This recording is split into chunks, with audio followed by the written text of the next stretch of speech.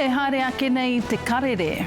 E a wanga ana ngā kaituku pōti I runga I te rārangi Māori ki ngā panonitanga o te ture pōti kei mua I te aroaro o te kōmiti whiriwhiri. Kua huraina e te kāwanatanga I tētahi mahere tuhi hou, heoi ko te pāta ia me nā rā ka tautoko I tā te tauira Māori ako I te reo. Ana I te whānau Mautsa te kōwaiwai o tētahi kuia Māori no kihikihi mo te rima te kautau. Engari hei tā te kaitiaki o te wā a Paul Mautsa, kaore e tikana kia puritia tonutia. E ia.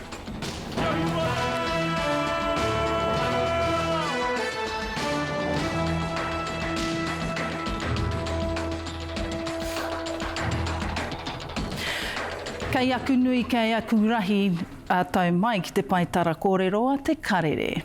Puku te rai o ngā kaitātari tōrangapū, e a wanga ana ngā kaituku pōti I runga I te rārangi Māori ki ngā panonitanga o te ture pōti kei mua I te aroaro o te kōmiti whiriwhiri. E mea tia ana e ngā kaitātari tōrangapū me te Pāti Māori hoki e whakauaua ana tēnei kāwanatanga kia tuku pōti a ngai Māori. Kei a potaka maipi, I nei whakamarama. I've been on the roll before, but I don't know if I'm still on the roll. How do I check that? You can go to vote.nz and you can check to see if you're on the electoral roll there. Rima te kau mano Māori I rehita ki ngā rārangi pōti I te tau 2023 kua ngaro I tēnei wā. A lot of people are going to be unaware that they're not on the electoral roll. Then they're going to turn up on election day and they're going to realise they're going to be turned away and realise that they're not allowed to cast a special vote. Kaore anō tēnei kaimahi I pōti mō ngā tau toru te kau. Hoi ko te kōrero o te tari o te minita Paul Goldsmith. Well, there's been a number of things raised over a couple of weeks now, and every time I go to the Electoral Commission, they say they can see nothing unusual going on. So ultimately, any instances need to be dealt with the Electoral Commission, and I'm sure they're very focused on fixing it. Kei te kimi whakautu te Pāti Māori. Kua roa e pēnei ana, kia mohi o mai te iwi, kua roa. Ngā pōtitanga motu e toru, ko te hake nei, ko aro haihai hia e te hunga o Te Atakura Educators. Kei te marama tātou, kua pēnei mo te wāroa, kāre no te kāwana, te kōmihana rānei kia tahuri mai ki te whakatika I o rātou whakaneke hanga. Anā ko te utu, ko te Māori kei te taka mai te rārangi pōti, kāri te whai wāhi ki te pōti, kāri te whai mana te reo, kāore hoki tāta āwhina matapopore e te kāwanatanga. Ko tahirau mano ngā kai pōti dormant, rātou I nuku whare. Every 3 years, we have a law that updates electoral laws for the next election. So that's what we're looking at the moment. There's a whole bunch of changes we're making, mainly to help ensure that we can get a timely vote count. Well, I think that they're trying to gerrymander the next elections, and that what they're doing is the main message that we need to get out really is that everyone needs to get registered to vote and check whether they're registered to vote this year. Now, remember last time it always used to take 2 weeks to count the votes, get a final result. Last election it was 3 weeks. The advice I had it was going to take even longer because there's a lot of special votes. And so one of the things we're doing is cutting off enrolment. You've got to be enrolled 13 days before the election. Now, everybody's got a year to get organised and we're confident people will. Yeah, kia marama tātou, kei te mohi o tātou, kei te aha rātou. Marama pai rātou, ko te hunga ka whai pōti I roto I te wātata. Te rangi tonu o te pōtitanga a motu, ko te iwi Māori, ko te hunga e pai ana ki te taha rewhe o te whare, ara, ka riro I a reipa e tahi atu tūru, nō reira, kei te kaupare atu rātou I era momo āhei tanga o te rātu taha te whakakore te kāwanatanga a te rātou. Pōtaka maipi, te karere. Kei te whānau Meltzer te kōwaiwai o tētahi kuia Māori no kihikihi mo te rima te kautau. Engari, hei tā te kaitiaki o te wā Paul Meltzer, kaore e tika ana kia purutia tonutia e ia. Nā reira kua timata ia ki te kemi i te whānau o te kuian, kia hoatu te taonga nei ki ngā kaitiaki e tika ana. Ko te ingoa o te kōwaiwai ko Mrs. Rangi Kohitu.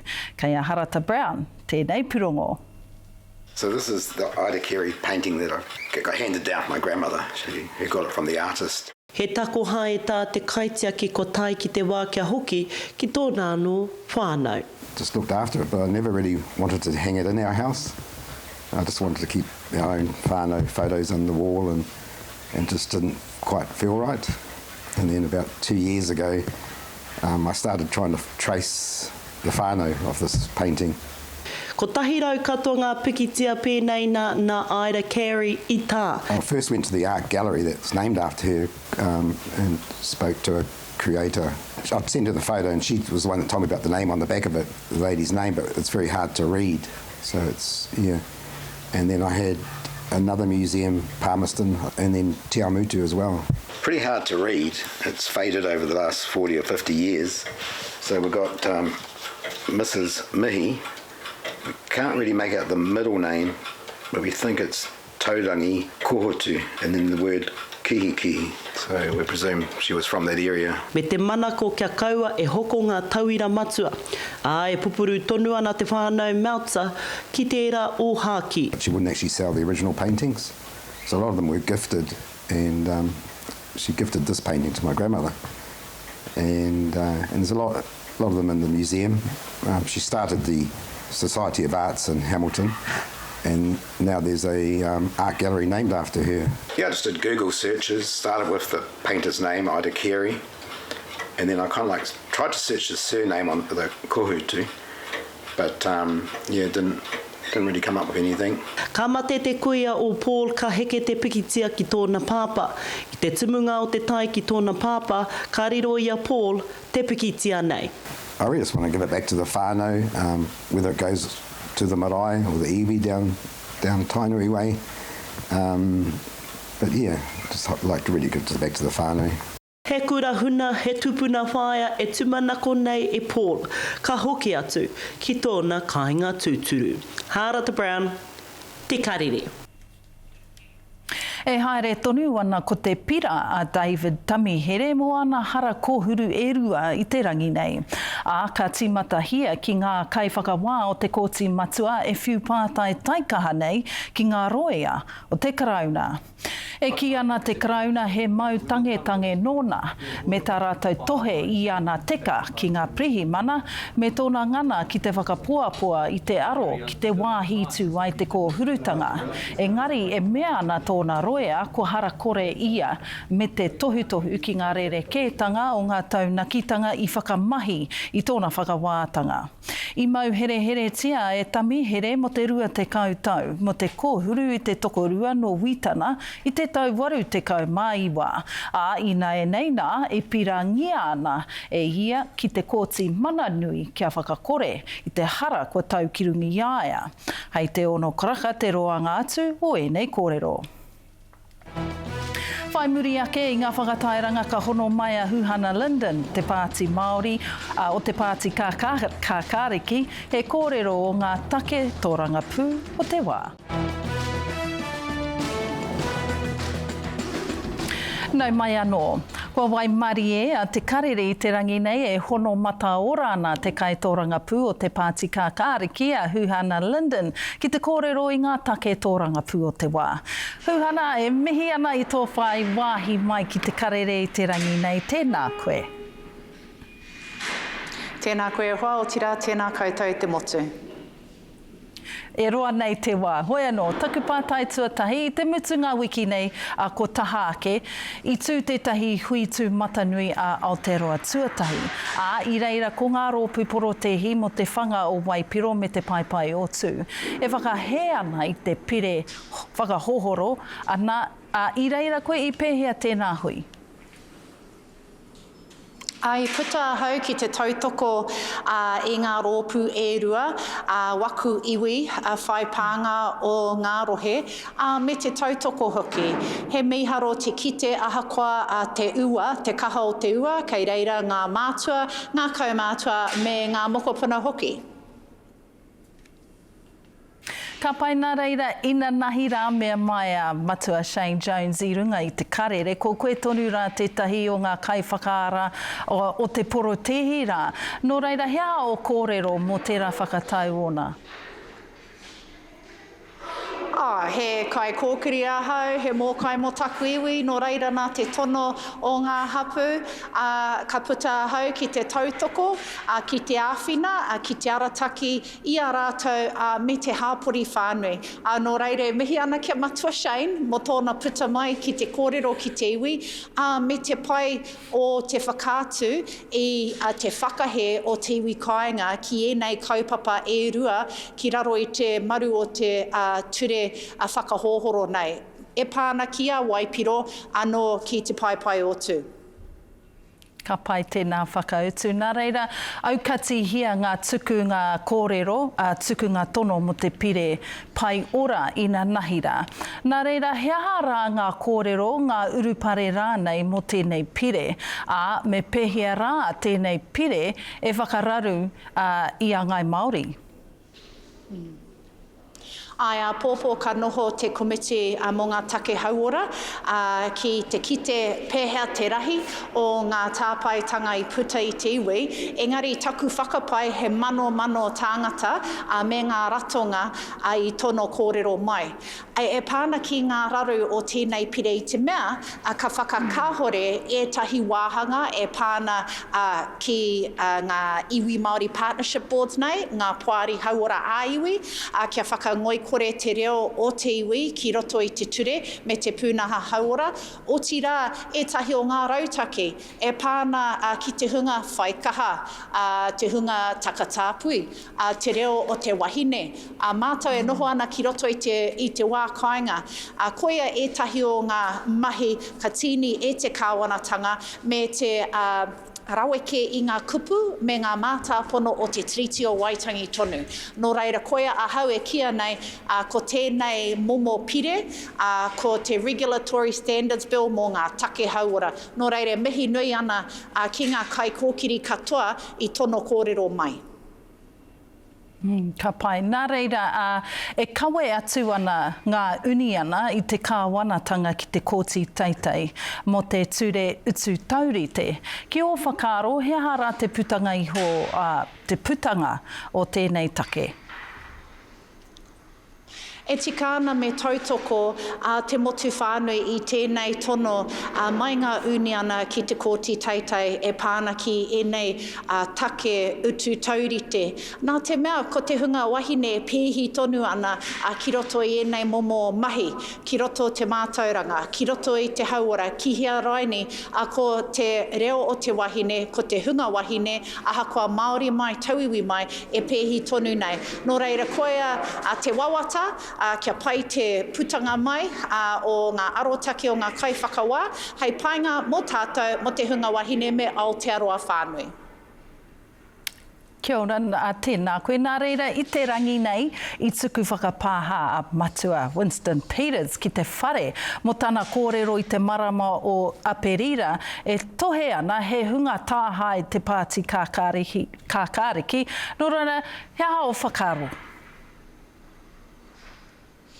Mihi atu ana kia matua winitana me tōna tū ki te unu I tōna ke he. Nā te mea, ka hore te hunga ki roto I a mātou te rōpū kākāriki I te tinihanga mō ngā pōti, te take, nō reira e tika ana me tūia ki te whakatika I ana kōrero.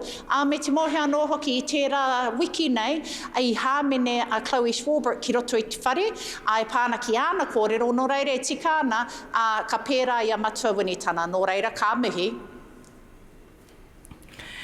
E mihi atu ana ki e nā whakautu au, ki e nā whakaro o I tēnei rangi, nō reira mihi ana. Tēnā koe, Huhana. Tēnā koe, tēnā no tātou katoa. Kua huraina e te kāwanatanga I tētahi mahere tuhi hou, heoi ko te pātai ia, mena rā ka tautoko I tā te tauira Māori ako I te reo. Ana ka ruku hohonu ki ngā tai pito, kia mārama ai he aha te pāanga ki ngā mahi ako a ngā tamariki rangatahi. E ako ana I te reo, kei a Lilini Tutupou, te roanga atu. He mahinga nui mo te akonga kia tuhi ki te pepa, koinei te hua mo te tuhi. A titiro tonu, ka whakamātau tonu, I aua rauemi e puta mai ana, ko ngā paenga ka tikina atu, ko ngā wheru ka tukuna. I nāia nei, kua whakarewainga te minita mā tauranga a Erica Stanford, he rautaki ki te whakawhanake I ngā akoranga tuhi. First thing is a tool to help teachers explicitly teach the curriculum. E whā ngā wāhanga o te rautaki, ka whārikitia mo te wāhanga tuatahi a te rātau. There is a tool, Te Ara Tauhu, which exists already. We're also expanding that up by a couple of years as well into Year 9 and Year 10 to really look after those young people who are learning in Māori medium and kura kaupapa. O tira mo ngā akonga Māori, he te kauma whā orau anake kai te tutuki ki wainga nui I ngā tauwaru. He pukenga nui, kai aku, ko roa te nuinga o rātou e mahi ana, e māramani ki tā rātou e mahi ai, ko whai hua. Handwriting is one of the most important things that you can do as a young person to build good reading skills. Engari no te rā wiki hoki te kāwanatanga I whakahauhia kia whakakorea ngā kupu Māori ki ngā akoranga ororeo I te pukapuka. Parents who are invested in te reo Māori, so that's, Aotearoa whānui, they have to go outside of their normal lives to reach te reo Māori, which should be something that they should have access to through these compulsory texts. Given the fact that, Aotearoa has never had a structured literacy program informed by the way that New Zealanders actually read and write or speak. I nā te kaha hiahia a te kāwanatanga mo ngā akonga ki te tuhi ki roto I te reo Pākehā. Ko ngā kurikapu Māori katoa taukore ki te tauwaru e kotahi rau o rau reo Māori. Nā reira, I te mea, kaore te reo Pākehā e mō rea nā te ora. Kāre he huarahi kua whakarau papatia kia taia I te whakaako ki te tuhi ki roto I te reo mā ngā kura kaupapa Māori. Lilini Tutupou, te karere. Ki te ao hākina e mōrearea ana te turanga noho a te pau mua o te kapa tamatoa a Jackson Ford mo te roanga atu o te NRL. Nā tōna whiu ngā rāhui roa nei mo tētahi tairutu. Kua uru atu a Ford I tētahi whakaitanga mo tana hara muata nei mo tētahi tairutu ana ka toru kēnga ana ke mūrāhui. Arā I te mutunga iho, ka kore ia e tai ki te whira tākoro me nā rā ka kore te kapa tamatoa e tai ki ngā rauna tākoro o te NRL. Kua mai ngā te kapa tāroa pango ki te turanga tuawhā I te ipu o āhia I tēnei tau. Whai muri mai I tō rātou nā putanga kiraro ki te kapa no Irana. He timatanga pōturi I pauri ai te kapa. Te kaumawhā ngā piro ki muri I te hauruatanga o te kēmu. Nā ko nā I hinga ai rātou, whitu te kaumā iwa ki te whitu te kaumā toru. Ko te kaupare, ko te ārai te take nui o tō rātou hinganga kiraro. The second half, much better effort from our team. Once again, I think this group finding some grit to work its way out of the hole and ending up making that a close ball game and giving ourselves a chance down the stretch. I toa a ahi te reiria I te mētara kaura kia haina iwa te kau ki te waru te kau mā iwa. Ka te aki anō a ahi te reiria I tō rātou taitara. A muri ake I ngā pānui hoko e tā ngā manawa e whai ake nei. Kia mau tonu mai.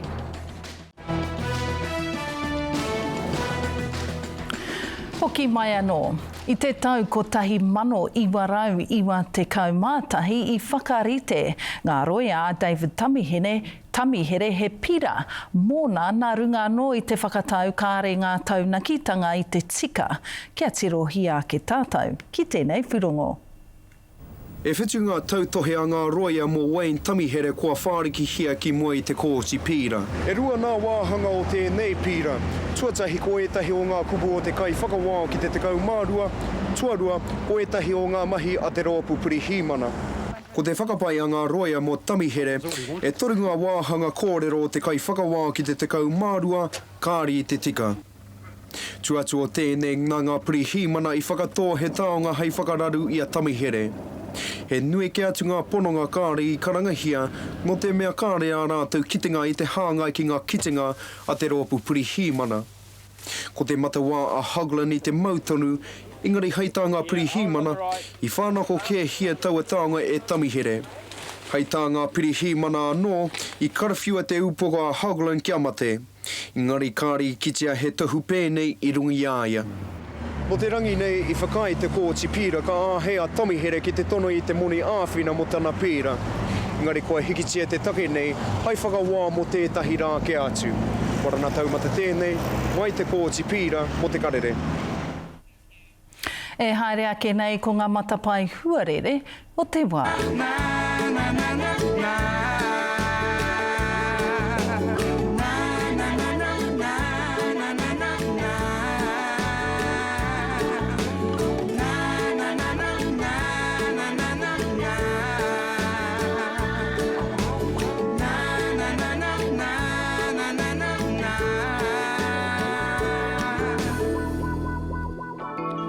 Matika maira ko te iwi Māori, ina te mahi e mahi nei tātou. Matika maira ko te iwi Māori, ina te mahi. Ka marana ake ahau, ka titiro atu ki te moana. Ka marana ake ahau. Koina noa kei te pai kōrero a te karere mo tēnei rā, hei a popo, hoki mai anō a te manahau. Nohora mai.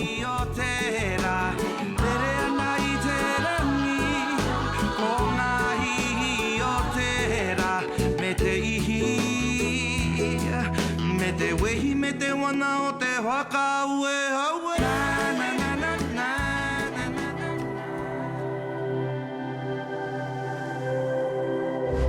Ko te reo, te take.